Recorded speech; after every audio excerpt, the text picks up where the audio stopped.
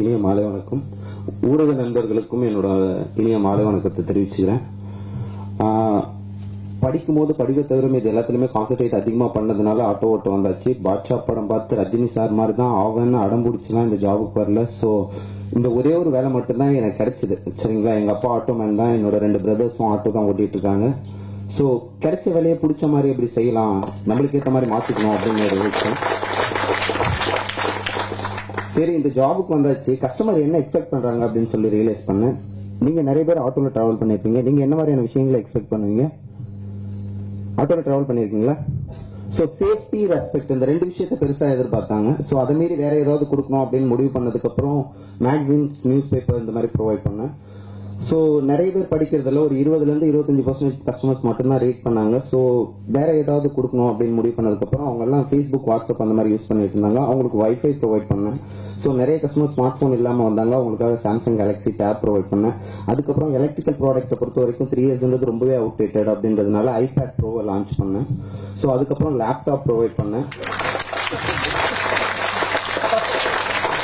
அதுக்கப்புறம் பாத்தீங்கன்னா change problem நிறைய இருந்துச்சு. ஆக்சுவலா பாத்தீங்கன்னா அது ஐடி காரிடர் அப்படின்றதுனால எல்லாரோட சேலரியுமே பேங்க் அக்கௌண்ட்ல தான் கிரெடிட் ஆச்சு. ஸோ எல்லாருமே 100 rupees கொடுத்தாங்க. ஐ டோன்ட் நோ சேஞ்ச் அப்படின்னும் போது நெக்ஸ்ட் டைம் வந்து பே பண்ணுங்க அப்படின்ற மாதிரி சொல்லுவேன். நான் உங்களை முழுசா நம்புறேன், நான் எந்த அளவுக்கு உங்களை நம்புறனோ நீங்க அந்த அளவுக்கு உங்களை நம்புங்க அப்படின்னு சொல்லி அனுப்பி விட்டுருவேன். ஒரு 2 months 3 months கழிச்சு அவங்க ஆட்டோல வரும்போது ஈஸியா என்னோட ஆட்டோ ஐடென்டிஃபை பண்ணிடுவாங்க. ஆனா last time I pay for this money அப்படின்னு சொல்லி அவங்க கொடுக்கும்போது எப்படி ஃபீல் பண்ணீங்க அப்படின்னும் போது எல்லாருமே ஒரு 90% கஸ்டமர்ஸ் வந்து கில்ட்டி அப்படின்ற மாதிரி சொன்னாங்க. என்னோட ஃபோக்கஸ்ல not customers not guilty, God is guilty. கடவுளுக்கு கஷ்டம்னா சும்மா இருக்குமா? ஸ்ட்ரைட்டா பேங்க் போனோம்னு மேனேஜரை பார்த்தேன். இப்ப கிடையாதுங்க, 2 வருஷம் 8 மாசம் ஆச்சு என்னோட ஆட்டோக்குள்ள கார்டு ஸ்வைப்பிங் மிஷின் வந்து. ஸோ 10 ரூபாய்க்கு நீங்க ஆட்டோக்குள்ள கார்டுல பே பண்ணலாம். சரிங்களா, டிமானிட்டேஷனுக்குலாம் முன்னாடியே நரேந்திர மோடி டிஜிட்டலை பத்தி யோசிக்கிறதுக்கு முன்னாடியே நம்மளாம் டிஜிட்டல் ஆயிடுச்சு. இதுல இருந்தே தெரிஞ்சு எங்க தமிழ்ல எவ்வளவு பெரிய ஆளுன்னு சொல்லிட்டு. ஸோ மேனேஜர் கிட்ட போய் அப்ரோச் பண்ணும்போது எனக்கு ஸ்வைப்பிங் மிஷின் வேணும் அப்படின்னு சொன்னேன். என்ன ஷாப் வச்சிருக்கீங்க அப்படின்னாங்க. ஆட்டோ ஓட்டுறேன் அப்படின்னா. ஆட்டோ ஓட்டுறீங்களா அப்படின்னு அவங்களோட ஃபேஸ் ரியாக்ஷன் வந்து டோட்டலா சேஞ்ச் ஆயிடுச்சு. ஆமா ஆட்டோ தான் ஓட்டுறேன்னு திமிரா கொஞ்சம் கர்வமா சொல்லும் போது ஒரு 8 டாக்குமெண்ட் சப்மிட் பண்ண சொன்னாங்க.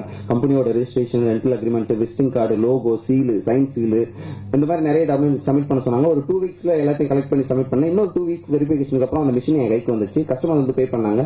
100 rupees கொடுத்தாங்க. I don't know change, pay for the card அப்படின்னும் போது கார்டா 10 rupees அப்படின்னு சொல்லி அவங்களோட ஃபேஸ் ரியாக்ஷன் சேஞ்ச் ஆச்சு.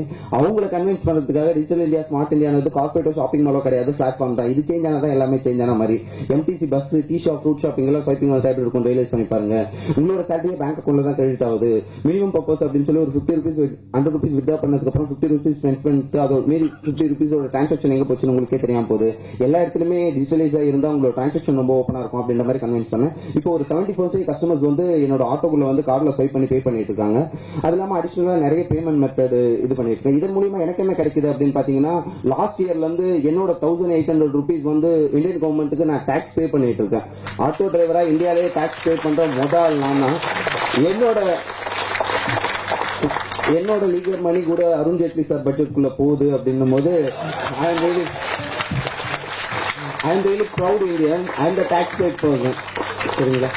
ஸோ அதுக்கப்புறம் பார்த்தீங்கன்னா எம்பரேஜ் டைவர்சிட்டி அப்படின்னுவாங்க. சினிமா துறையில மட்டும் நம்ம பன்முகத்தன்மையை வெளிக்காட்ட வேணாம், எல்லா இடத்துலையுமே காட்ட முடியும் அப்படின்றதுக்கு ஒரு சின்னதாக ஒரு எக்ஸாம்பிள் சொல்லணும்னா, என்னோட ஆட்டோல ஒரு 8 languages ப்ரோக்ராம் இருக்கு. ஹிந்தி, தெலுங்கு, மலையாளம், கன்னடா, பஞ்சாபி, வெஸ்டர்ன், தமிழ், போஜ்பூரி. எனக்கு தமிழை தவிர எதுவுமே தெரியாது.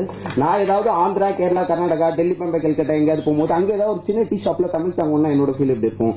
ஏதாவது ஹிந்தி கஸ்டமர் ஏறினாங்கன்னா, your favourite hero Salman Khan, I play for the Salman Khan song.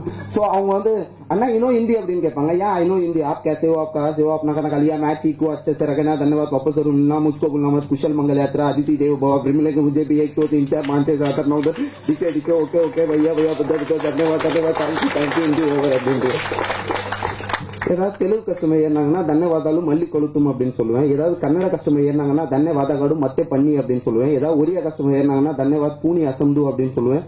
ஏதாவது பெங்காலி கஸ்டமர் ஏறினாங்கன்னா தொன்னுபாத் அபார் அஸ்வின் அப்படின்னு சொல்லுவேன்.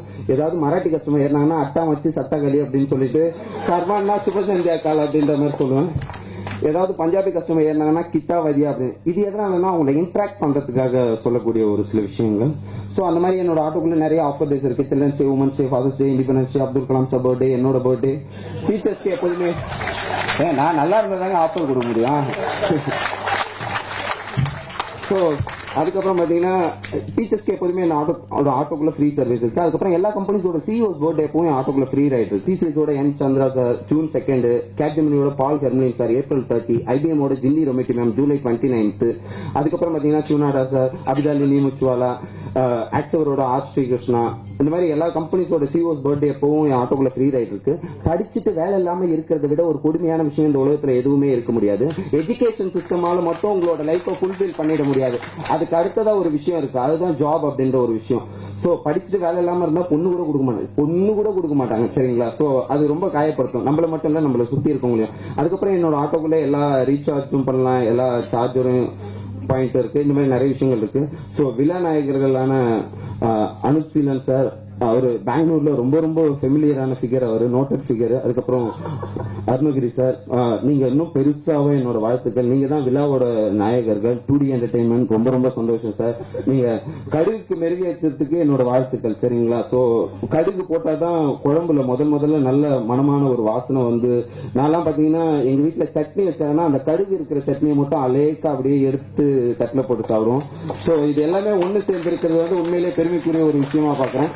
சோ என்னதான் நம்ம நல்ல ப்ராடக்ட்டை ரெடி பண்ணா கூட அதை மார்க்கெட்டிங் பண்றதுக்கு உங்களோட தயவு ரொம்ப ரொம்ப பெருசா தேவைப்படுது. சோ நீங்க இல்லாம எந்த ஒரு திரைப்படமுமே வெளி உலகத்துல வந்து இது பண்ண முடியாது. நான் ஒரு பிளாட்ஃபார்ம்ங்க, ஆக்சுவலா கசக்கி தூர போட்ட குப்பை தான், அதை எடுத்து நீங்க வந்து மெருகேற்றி பெரிய ஒரு ஸ்கிரீன்ல வெளிக்கொண்டு வரவங்க மீடியா நண்பர்கள் அப்படின்றவங்க. சோ நீங்க எல்லாமே இங்க ஒரு விஷயமே நடக்காது.